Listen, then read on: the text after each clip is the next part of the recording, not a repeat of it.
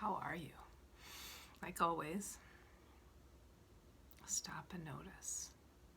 When I talk to kids, I use that description of like, how's your weather, but it's a good one for all of us. What's your weather like on the inside?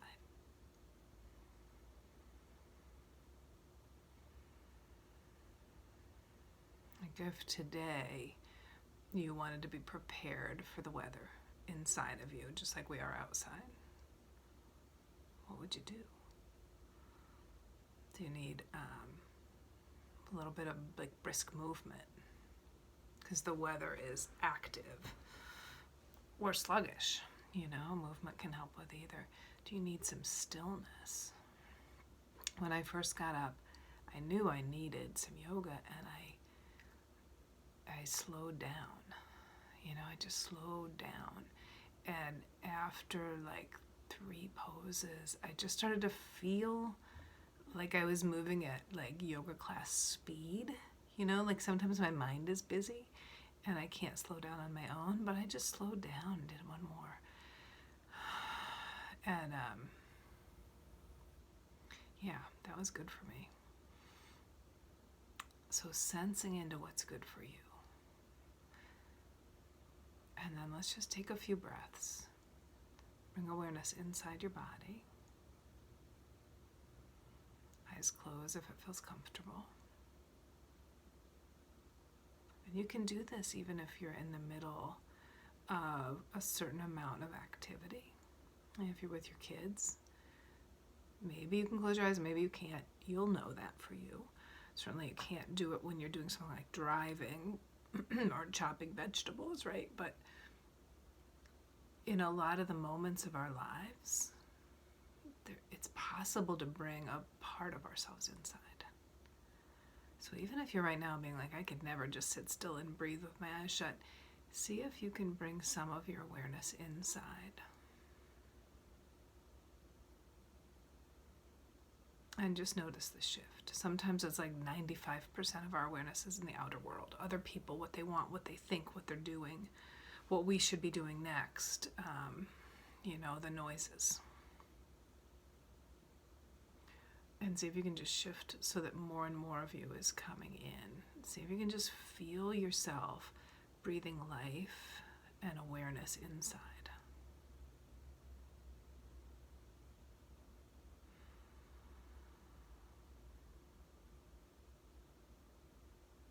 Feel the breath.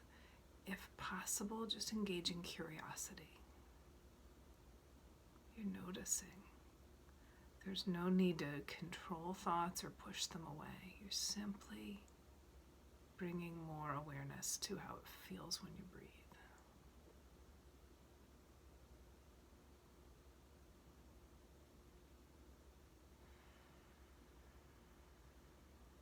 Curious.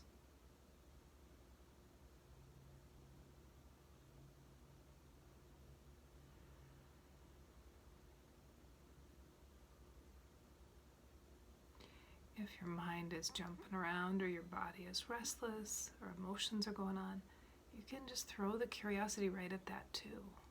If it's having trouble staying with the breath, but you keep having these thoughts about, oh my God, what if? Just be curious about that for a minute. I see that, yeah. Maybe name it like a worried mind, or sore knee, or angry feelings.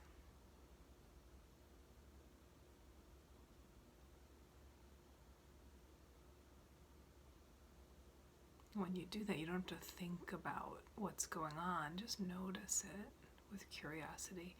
And then there may come a moment where it's just not very compelling, and return to the breath then. Just feel the breath again. Let's do 3 more breaths and then come back to regular attention.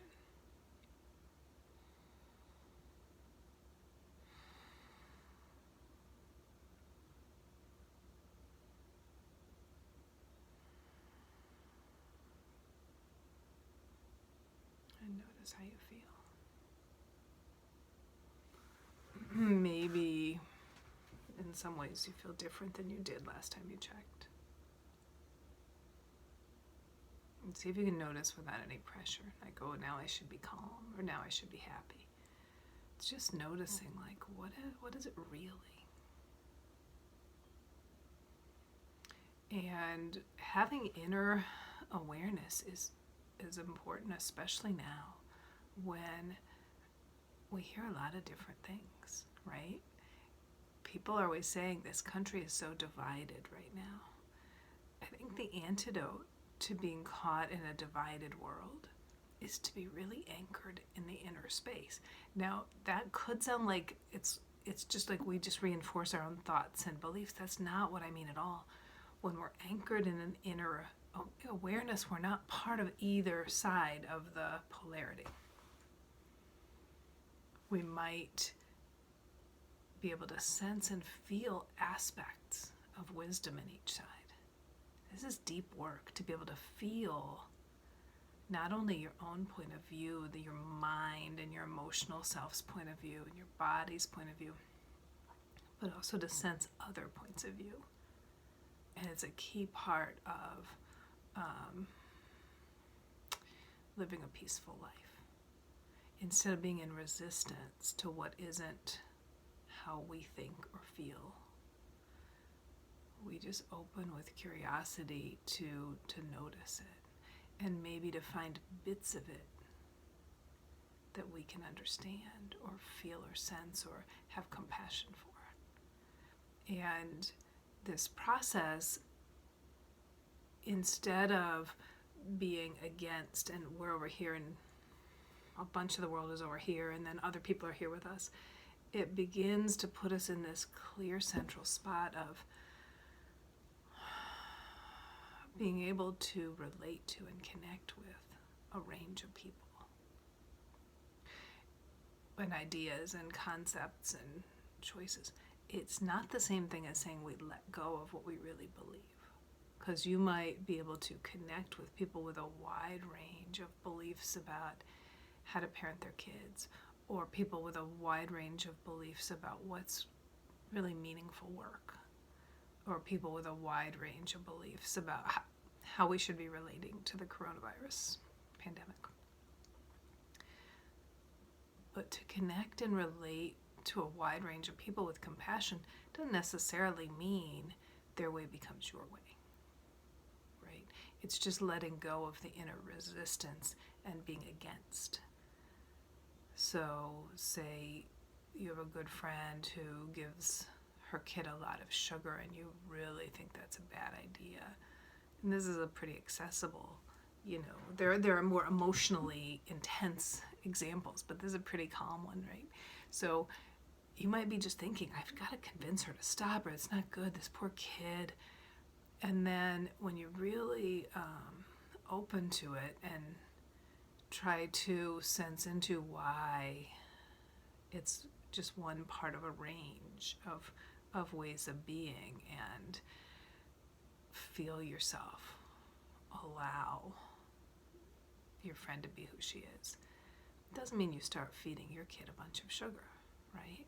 It may be your truth not to. Other times, maybe you find a little inner flexibility. Maybe you're like, I wonder if I'm actually really rigid on this other side. Maybe I should relax it a little bit. Or I wonder if it bugs me because I do it and I don't like that I do it. And maybe my inner knowing is calling me to be more attentive to the food that I bring into my house. See, and it could be about every issue, but the point is, when we really open and we sense and we feel the range of things, and dissolve, allow the inner resistance to dissolve. It often, like my experience is, it settles me into a more gentle experience of my own knowing. Okay, so a little bit of practice, a few breaths. One suggestion is maybe find a chance to take a few breaths a bunch of times today. There's an app, it's a free app called Mind Jogger that I like, that will do random reminders during the day, and you can set how many, or you can have them be regular.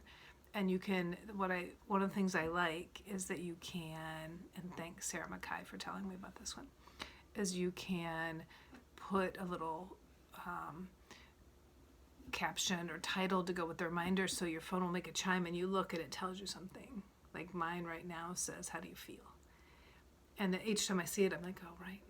So that might be a good way to remind yourself to stop and take a few breaths each day.